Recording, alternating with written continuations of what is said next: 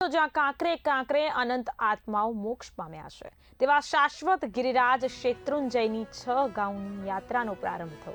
પરિક્રમા શ્રી આદિનાથના જયઘોષ સાથે સવારે 4 વાગે પાલિતાણા તળેટીથી પ્રારંભ થઈ।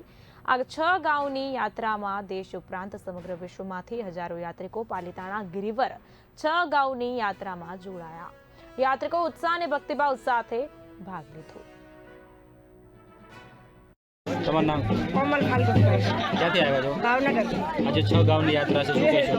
બહુ સરસ, એટલે બહુ સરસ, ખૂબ રસ હતો, પણ આ દાદાએ જ કરાવી છે યાત્રાનું વ્યવસ્થા, એટલે ખૂબ સરસ।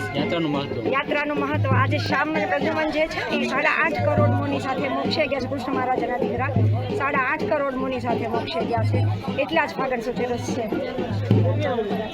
84,000 વર્ષથી આ પરંપરા શરૂ છે, પણ આજની વ્યવસ્થા પ્રાર્થના યોગ મંડળ ને બોમ્બેનું જે ગ્રુપ છે એની ખૂબ સરસ, એટલે ખૂબ સરસ।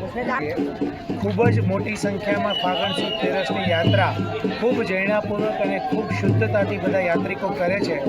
ખૂબ અનુમોદના છે, અને પાલિતાણા પ્રશાસનની પણ ખાસ અનુમોદના છે। જે વ્યવસ્થા આપી છે પ્રાર્થના મંડળ ભાવનગરનું, ખૂબ ઉત્તમ પ્રકારની વ્યવસ્થા યાત્રિકો માટે કરે છે। અને અહીંયા યાત્રાનું મહત્ત્વ ખાસ એ છે કે આજના દિવસે નેમિનાથ ભગવાનના ભાઈ શ્રી કૃષ્ણ મહારાજાના પુત્ર શ્યામ અને પ્રદ્યુમ્ન 8.5 કરોડ મુનિ ભગવાન સાથે આ ભાડવા ડુંગર ઉપર, જે આપ સામે જોઈ રહ્યા છો, એ ભાડવા ડુંગર ઉપર મોક્ષે ગયા હતા, કેવલ જ્ઞાનની પ્રાપ્તિ થઈ હતી।